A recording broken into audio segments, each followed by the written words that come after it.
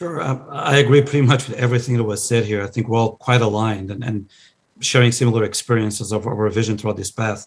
I would say that I think that even though we're all excited and it's really promising to think about invasive implants and, under the skull direct, neural readings, the the rate of adoption, and as everyone is alluding to in one way or another, which is going to be critical for disruption, is adoption, right? We need to convince people, why should they do these things? Why should they waste their money, their time to do these things? When you think about invasive systems, there's also a risk added to it.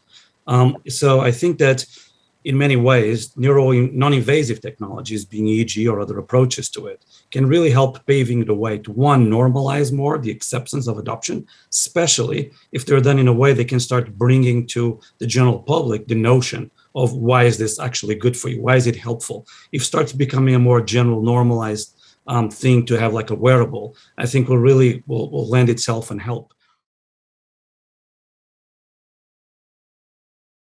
The next 5 years are going to be really telling on kind of what the trajectory is of neurotech as a whole. Just from public perspective and investor perspective, I think people have been kind of prepared to evaluate and look for something. And sometimes in industries like this, when you don't deliver to the public or investors on that public promise, it can be disappointing. And so I think there's some care will need to be taken in basically how that happens, because all these government initiatives, all these investment funds, and kind of like private interests right now are all converging to this point that basically ends its evaluation period in about 2026. And so it's going to be important.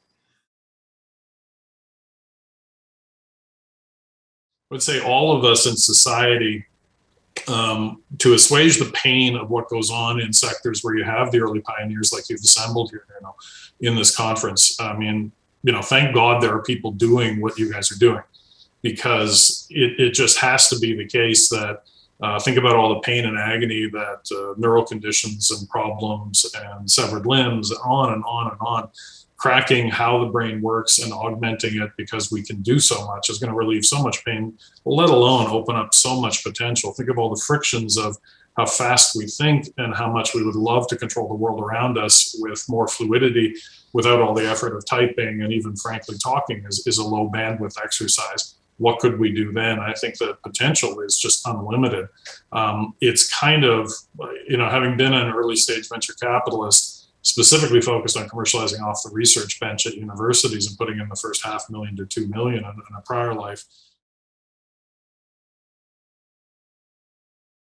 Yeah, so without running the risk of just reiterating what everyone said, I think invasive is coming, right? So that's quite obvious, but it's coming for more non-traditional players than before. I think once if you're thinking about old school type of companies which would do invasive devices, you would have to look at very well-established companies with a lot of background in neurosurgery and so on.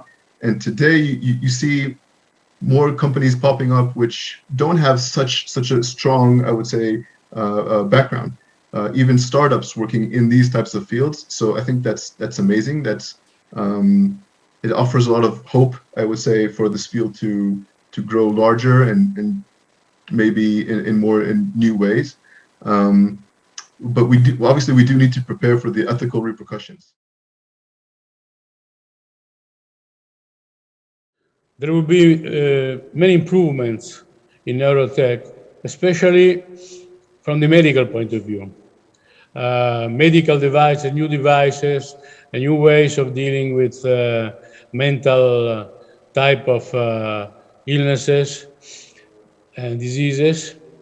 But I also believe that still we don't know too much about the brain. And in fact, as Nick mentioned, the European Union is supporting, financing a mapping, brain mapping plan. It means that we may discover a lot of things which we don't know about the brain. We don't know the brain today completely, and it may have surprises.